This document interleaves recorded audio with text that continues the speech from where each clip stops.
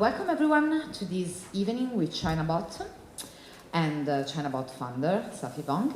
Chinabot is a collective that aims to change the discussion about Asian music. From Khmer chants to karaoke samples, Japanese folk music, juke and metal drums will await us tonight. And also some considerations about the politics of representation and the relationship between ethics and aesthetics, and how these seemingly really abstract aspects can translate into the lives of many musicians of Asian descent who live and work in Asia, facing various stereotypes and difficulties. Indeed, since its launch, the London-based, the now London-based label collective Chinabot has expanded and demystified public perceptions of Asian experimental music scenes through the release of bizarre, unpredictable, and innovative works by artists from various regions of Asia. Today, you will attend. You already attended a selection of screenings of video clips by Chinabot artists. And then I have the privilege of engaging, as I said, in a conversation with Safi, that is, as I said, the label's founder, and Giulia, and with Almada Collective, I'm involved in contemporary practices that use sound as a means of expression. And I'm also an admirer of Chinabot's work, so I really want to express my gratitude to Federico and Chiara for involving me in this talk and for organizing all this series of events. I have also the task to introduce the artists that you will enjoy tonight. So Safi Bong, aka Neo Geodesia, but also Lafitki. And some other, Use the name anymore. Okay, sorry. He's a sound and visual artist and, as I said again, the founder of Chinabot. His music inhabits a confluence of histories and of underrepresented subjectivities, geographies, musical genres, cultural landscapes in which he blends and meshes experimental electronics and traditional Khmer music with noise, folk, ambient, metal, Beck, sloy, funeral smot, Khmer karaoke, love songs, and rom bong. And then Jepian Kazai is the moniker of the producer Daisuke Ishima, and that in his project mixes juke and footwork with traditional Japanese folk music.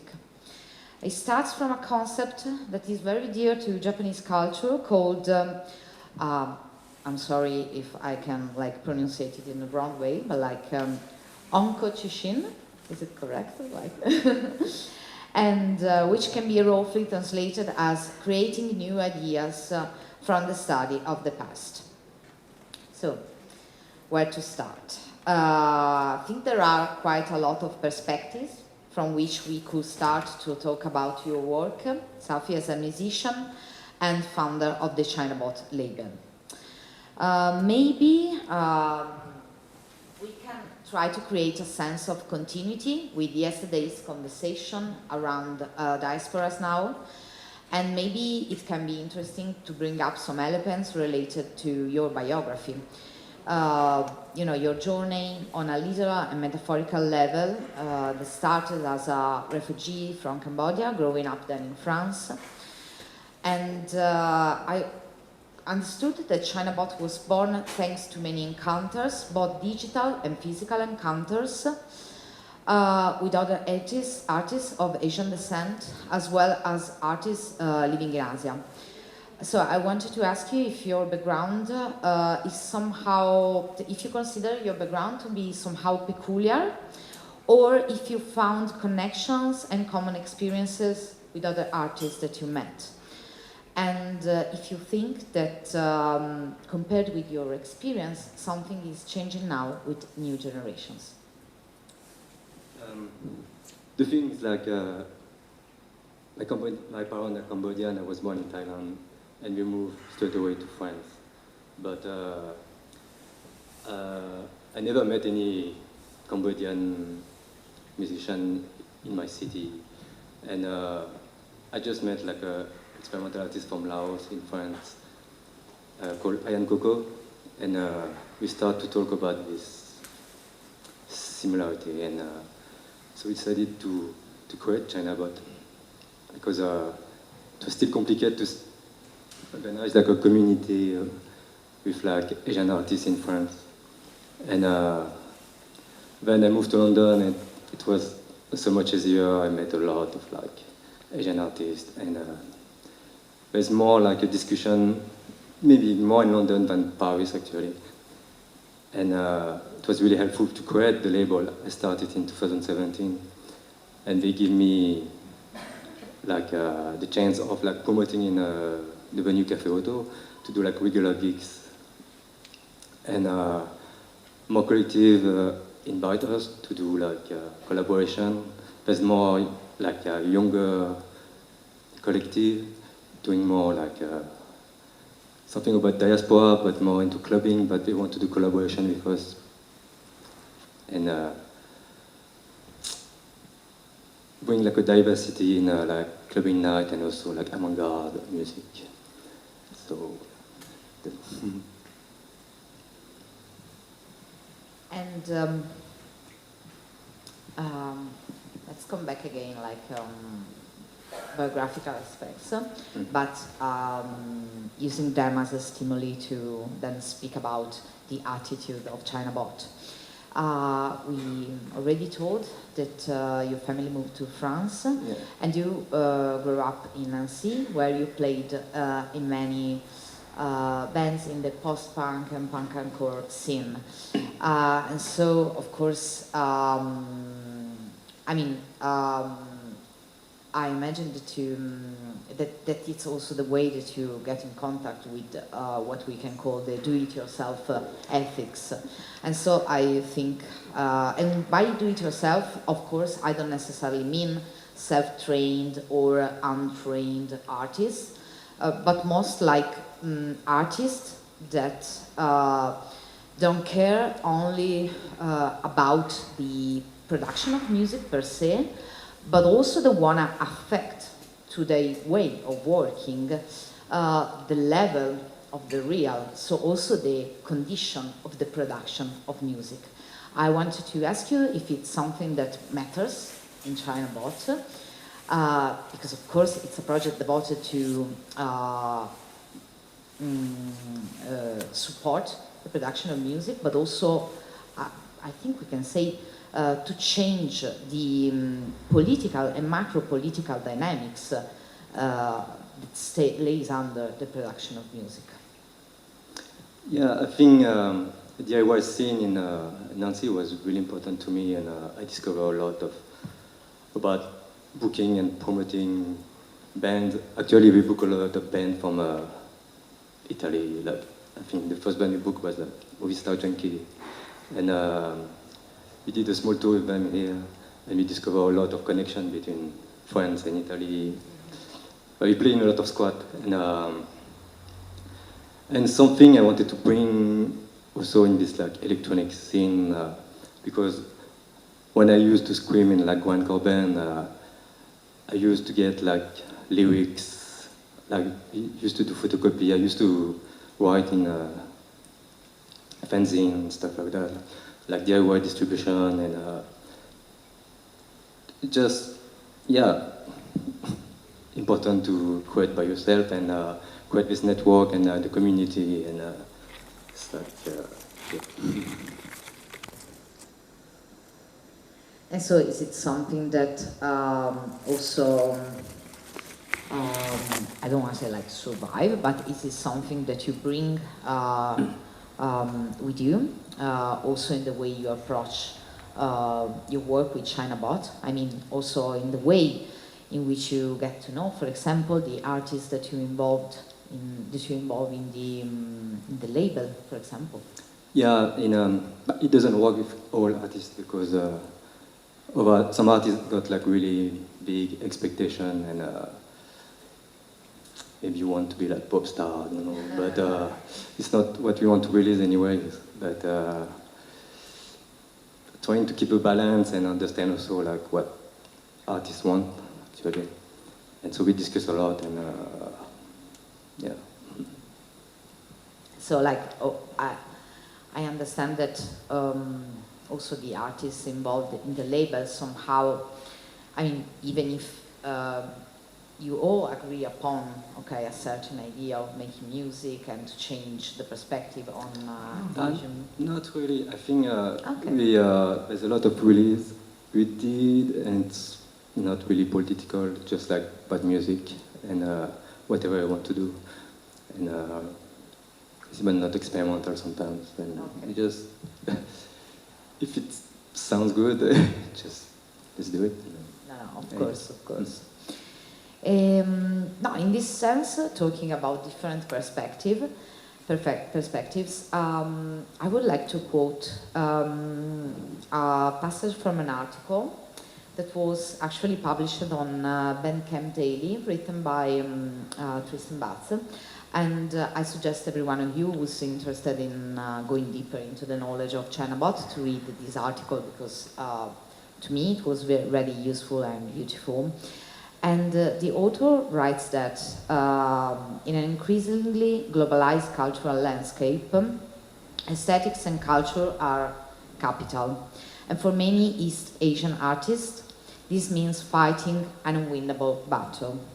With European and American artists in such a privileged position, better access to technology at home, more internationally useful language skills, finances for tours where the music can reach the right audience, the proverbial game feels rigged against artists from countries such as Vietnam, Cambodia, Thailand, China, and even the relatively well-connected and wealthier nations like Japan, Taiwan, and South Korea.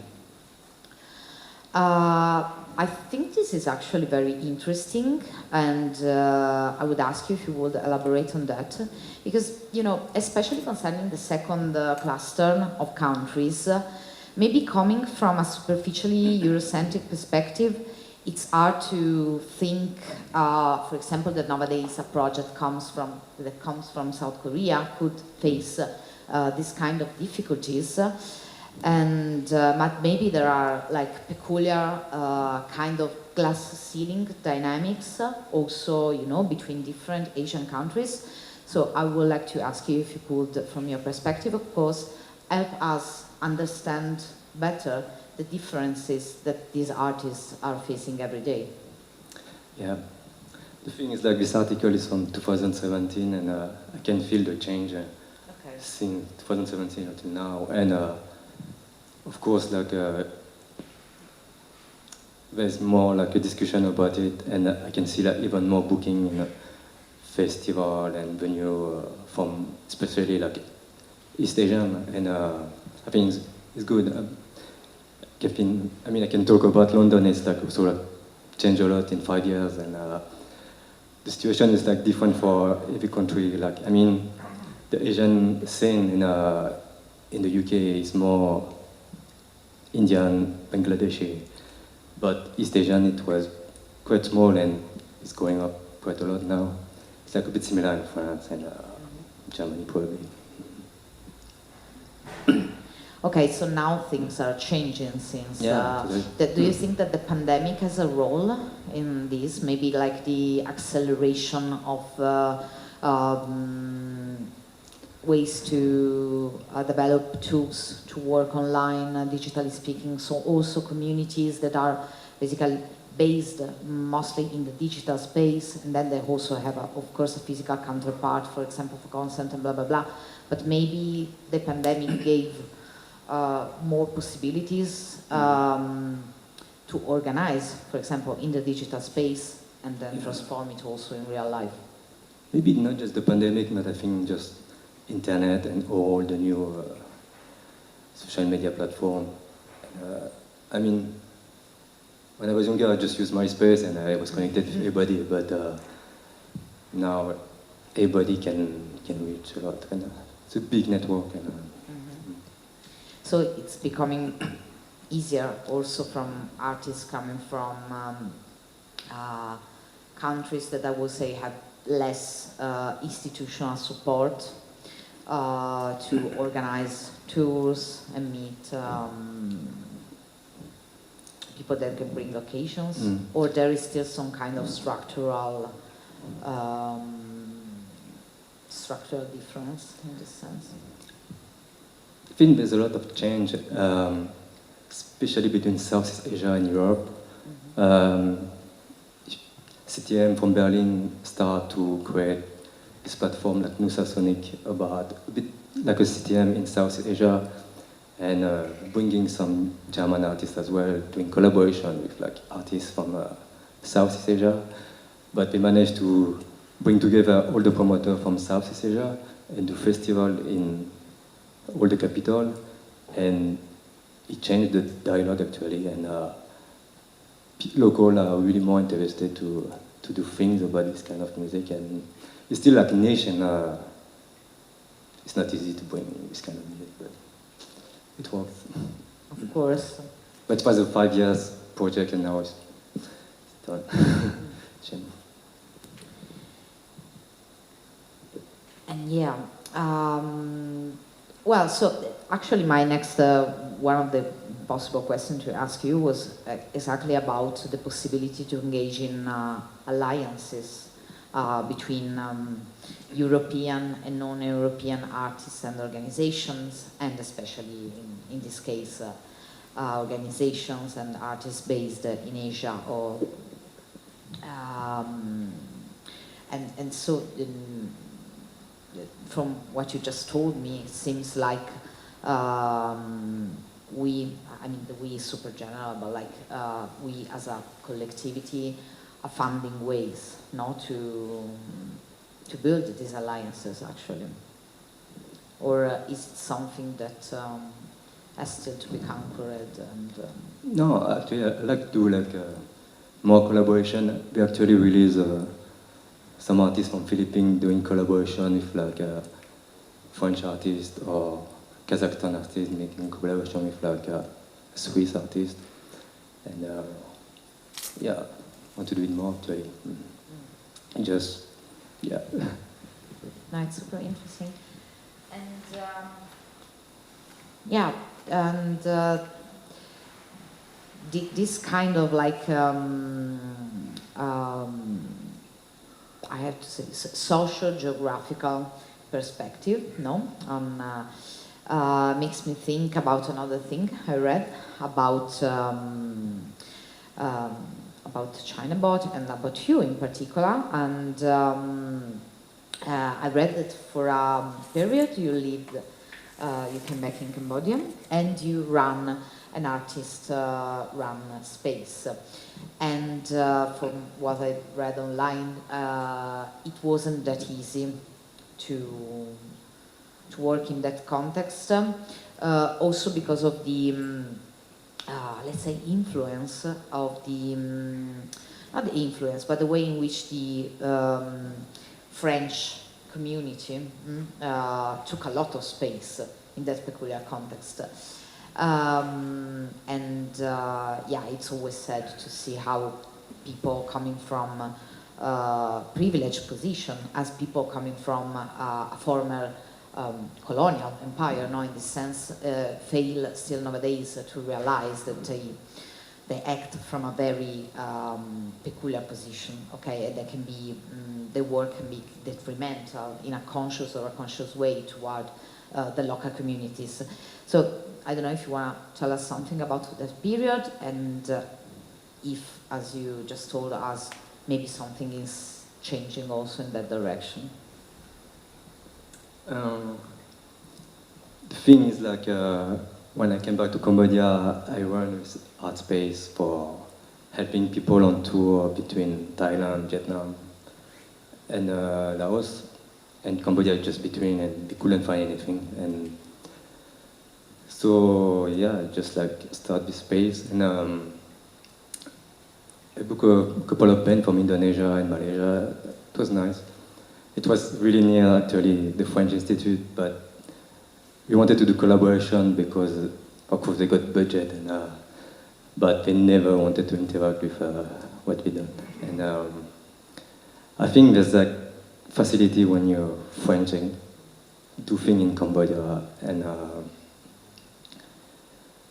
I can feel it like still like all the promoters are mainly French actually, and a lot of cover band. They book a lot of cover band. They book flight ticket from France for playing cover all the time. It's just like they're not interested to bring new artists from Cambodia. But since the pandemic, I can feel a difference when I come back. More local decided to run new space and book things by themselves. And there's a kind of new economy. It's kind of weird. Like Cambodia is like a puppet between China, the US, and France. And China, of course, also like, give a lot of money and invest in some like club and stuff like that. It's weird, but there's more like local community about music now.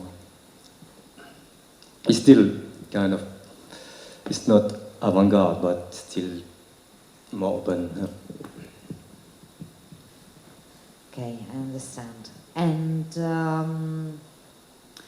so I have a question actually, and I ask you to forgive me if I somehow failed with my research, but I wasn't able to find out the meaning of the name Chinabot for the label. I know it was your record, no? A record of yours originally? Or is it any peculiar significance? I mean, it was my first record, but it's also like a Cambodian name. So it's also like a guy I met in New Zealand with like a really strong story about the Khmer Rouge. And he tried to cross the border to Thailand, and he had to stay in like a hole with a lot of dead body for a couple of days, and it was really interesting, and I don't know, it was like, and I also like the sound. It was a bit sarcastic because especially in France, when you're Asian, they always call you like Chinese, and it was that kind of like, I don't know, I wanted to make something sarcastic and like a spamming network. They're going to be connected, and I don't know, quite a new virus and digital. I don't know. So it was somehow appropriation and resignification of something basically offensive, no? But then it turned out to have another significance. But it's still not easy to get this name, because online, if you Google Chinabot or on Twitter, you just got a lot of hateful comments from the US. It's also funny. Yeah, many layers. Like you have to look for like Chinabot label then, so you don't run into everything else.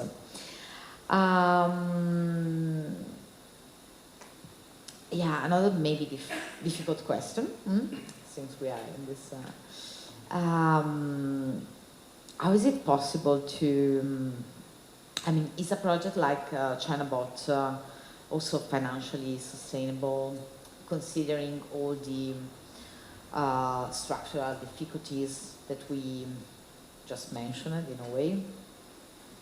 That, I mean, does it require a peculiar effort? And I mean, of course, it requires an effort, but also if you want to share some kind of solution in order to inspire someone that have in mind some kind of project like this.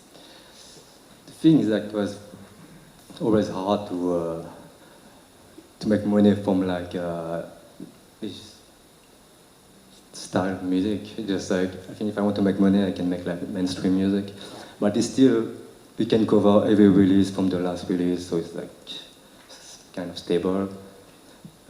Weirdly, during the pandemic, a lot of people bought music more than usually. But physical release, it helps on tour. People like to buy it when you play a gig. Yeah, it depends. Like you have like some successful releases, overlays are less successful. But also I'm based in London, and with Brexit it's getting harder to ship records, tapes, because we got so much tax, and so we need to find like distributor in every country. So.